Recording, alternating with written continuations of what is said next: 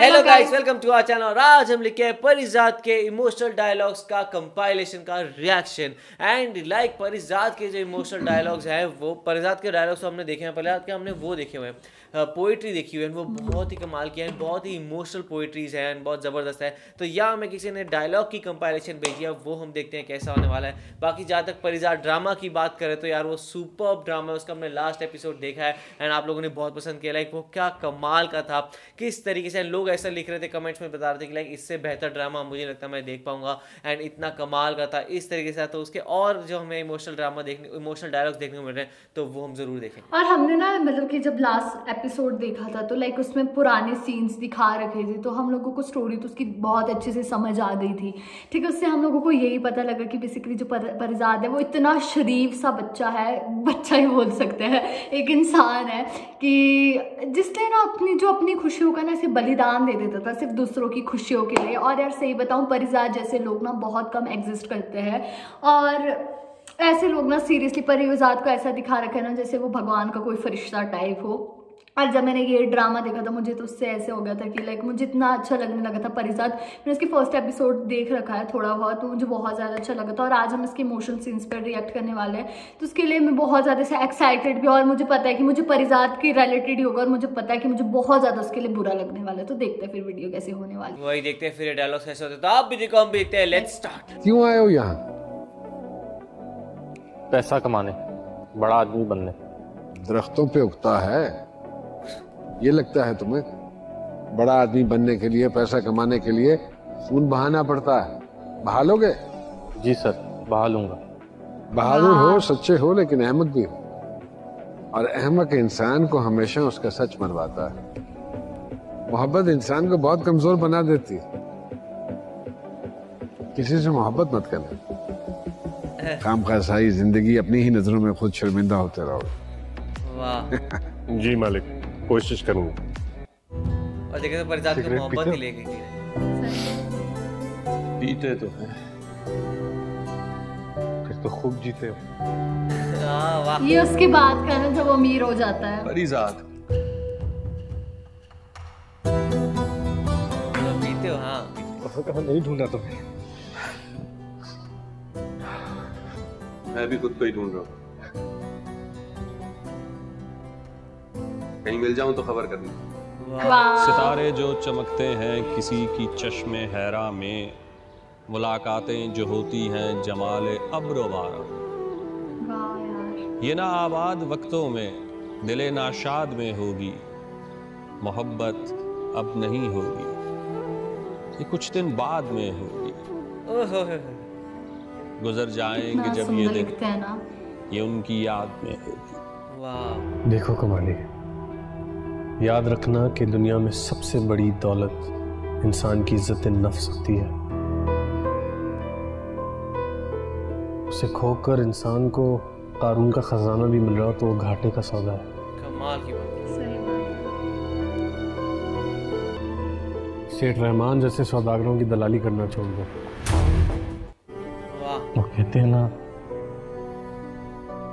मोहब्बत अंधी होती है। काश हम जिनसे मोहब्बत करते वो भी अंधे होते। कितनी अच्छी बात करी है ना। हमेशा मेरी दुआ में रहोगी। वाह यार। तुमने कभी मोहब्बत की है कमाली?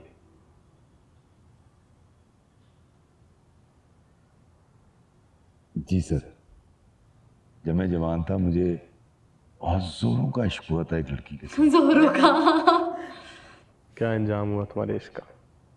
अंजाम बहुत बुरा हुआ था सर। मेरी उस लड़की से शादी हो गई। मेरे 5 बच्चों की माँ है। 5 बच्चों? आपसे एक सवाल पूछ लूं, अगर आप बुरा ना मनाए तो? जी पूछिए। आपने अभी तक शादी नहीं की?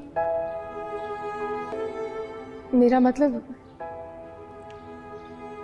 कभी कभी ये तन्हाई वो ये ना जो ट्यूशन पढ़ाता था। तन्हाई हमारे पास लोगों की गैर मौजूदगी का नाम नहीं है। दरअसल हमारे इर्द मौजूद लोगों में हमारी गैर दिलचस्पी हमें तन्हा कर देती है। मुझे तन्हाई बहुत पसंद है कमाल। ये हजूम और बेबार से कतराता हूँ। लेकिन सर, अगर चाहने वाले शनासा इर्द गिर्द हो ना तो दिल बहल जाता है, तन्हाई का एहसास खत्म हो जाता है। तन्हाई के एहसास को ख़त्म करने की ज़रूरत क्या है? इंसान तन्हा है इस दुनिया में, उसने तन्हा वापस जाना है। ये दरमियान की मसरूफियत, ये सब ढकोसला है। भाई मैं आपसे छोटा हूँ, फिर जाते जाते मैं आपसे कुछ कहना चाहता हूँ। मैं जानता हूँ आप माँ और बीवी के दो चक्की के पाटों के बीच पिसने वाले और बहुत से मर्दों में से एक हैं, लेकिन माँ का हुक्म, इज्जत और एहतराम कायम रखते हुए अगर बेटा अपनी मजबूर बीवी के लिए लफ्ज़ भी बोल दे तो औरत जी उठती है, जिंदगी जिंदा लगने लगती है उसे।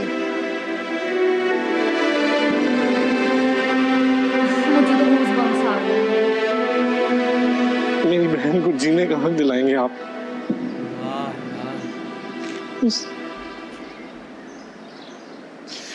यही उम्मीद रखता हूँ आपसे। मुझे लिटरली परिजात को देखकर ना इतना दुख भी लगता है और इतनी ऐसे प्यार भी आता है अंदर की लाइक सीरियसली ऐसे इंसान कहाँ मिलते हैं। लाइक मेरे लिए सबसे ज़्यादा इमोशनल वाला पार्ट पता कब था, जब उन्होंने लाइक उनको शायरी करने का ऐसे शौक था और वो उनको जब बोला कि ऐसे आप अपनी शायरी बेच दो ऐसे करके, तो उन्होंने बोला कि भाई मैं इसके लिए पैसों के लिए अपनी शायरी नहीं करता। लेकिन जब उन्होंने देखा कि उनकी बहन को पैसों की ज़रूरत है और वो बहन बहुत ऐसे दुख में है, तो उन्होंने उनको वो हिचकिचाया भी ना अपनी पूरी बुक को बेचने में, उन्होंने बेच दिया और उनके जितना पैसा था उसमें से उन्होंने 1 रुपया अपने लिए नहीं रखा। उनके जहाँ भाई देख लो, भाई तो नहीं बोल सकते, उनकी भाभियाँ देख लो वो इतनी लालची थी, और वो देख लो परिजात वो इतने ज़्यादा अच्छे थे, उन्होंने बिना कुछ सोचे समझे अपनी बहन को जितना था सब कुछ देख लिया और लास्ट में बोला कि मेरी बहन को खुश रखना। और उसके बाद भी वो इतने अमीर हुए तब भी वो इतने ज़्यादा डाउन टू अर्थ थे। वो अपने कहते हैं ना वो मुनीम वगैरह असिस्टेंट वगैरह से इतने प्यार से बात करते थे, यार ऐसे कहाँ लोग मिलते हैं।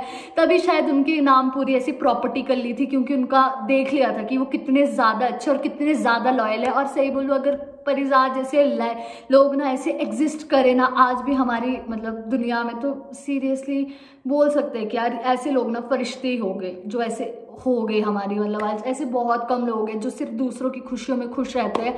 वरना लोग ऐसे कि इतने लालची, उनको बस अपनी खुशियों से मतलब है, दूसरों का तो उनको कोई फर्क भी नहीं पड़ता।